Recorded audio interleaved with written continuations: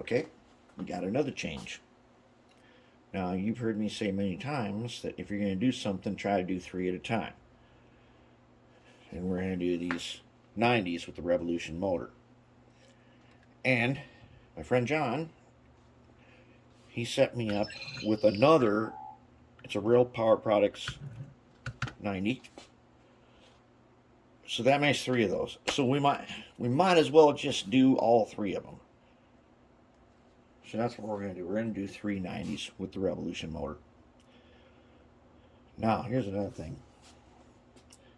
One thing I don't like about these guys is, let's get down here where you can see. Let's get down here where you can get a good side look at them. This one has dummy trucks on it, but I got power trucks for it over there. All right, so there's the 90. And what I don't like about these is this super long fuel tank. It's just too long. It's too dang long, and I don't like that. It I don't know. It like demotivates me. And, it's demotivational. So then I thought, well, remember when we did Hercules here? Look what we did to his fuel tank. Now Hercules, his fuel tank, right there. See if you can shine a spotlight on that. What I did was I put a notch in it, and I beefed it up a little bit higher with some Bondo, so it would be bigger. And I like that. Because one of my favorite things is the SD7 and 9 with the double fuel tanks. And then some railroads would remove a fuel tank, one of the two, so that they could go on lighter branch lines. And I'm thinking, why don't I make the SD90? Why don't we do that? Why don't we just put a cut right there, a little slit with the bandsaw, and break it up into 2. Okay, and then I had to think about them, and I thought, wait a minute, if 2's good, would 3 be better? This thing is long enough. And 3, divide this in thirds, maybe I should make 3. Why not? If you haven't figured it out by now, you know I'm not a prototype modeler. This thing was scavenged somewhere in the future and rebuilt. And maybe they did something with the fuel tank. For whatever reason, they made it modular. Maybe that's a thing. I don't know. Could be. Okay, Hercules got one. Ajax got one. Ajax here also got that. I think that's what we're... I mean, why not try it? We'll try it on one of them, see what it looks like. If it doesn't look good, we just won't do it to the other 2. It won't hurt nothing. So now, one of the things I want to show you, we want to look under the hood, especially of Hercules. It's been a while since we've looked under. Now, you know Hercules has been around here for many years, and he's still not totally finished. But he is, under the hood here, is set up pretty good.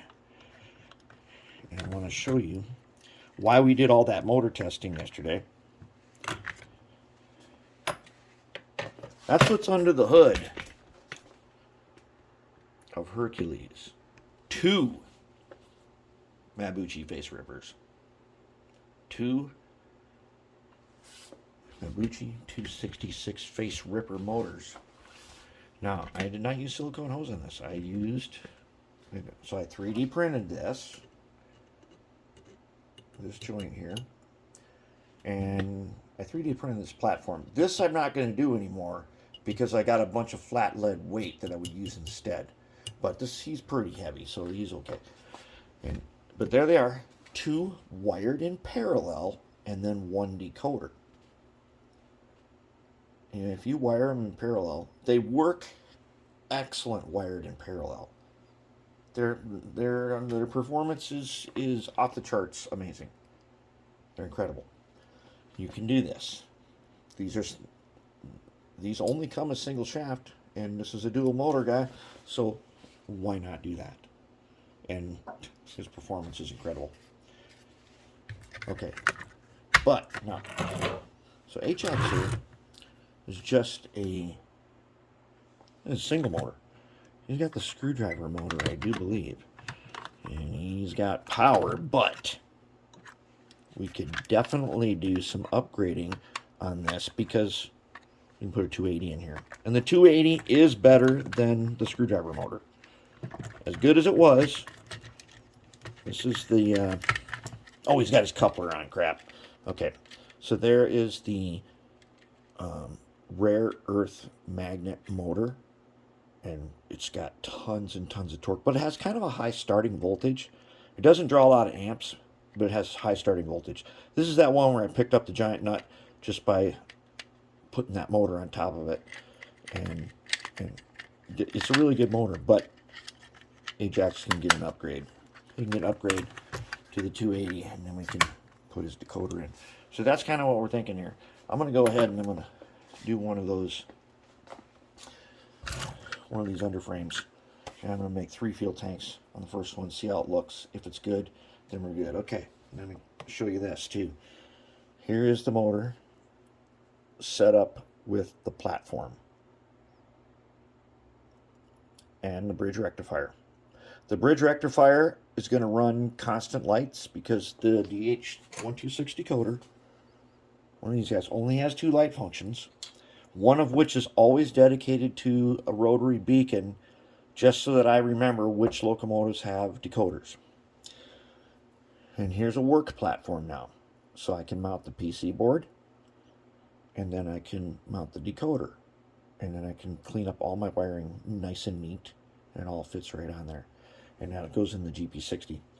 And then for the Trainmaster, same thing. Here's a 280. Got his bridge rectifier and his work platform. The work platform is a really good thing to have because it definitely saves you a lot of time and trouble, and it makes your wiring super nice and neat for troubleshooting. Okay, so that's where we are. And I'm working on my motor stenciling because the motors come with nothing at all written on them because it's just a standard housing. They're blank. So that's why I'm customizing them. I built a jig to paint them. I better figure out a way to paint more than one at a time because it's getting pretty time consuming. But that's what they look like. This is just a standard size 1 motor housing. And inside is the magic. And you know what really costs the money on this? Is the shaft. The dual shaft, 10mm shaft. That is not, that's the expensive part of this because that is a very custom feature that costs. But there it is, and they are starting to come out. Probably got 6-7 of them painted already, and so we're on track. Now let's do something about that fuel tank, and let's get down to some more wiring and stuff.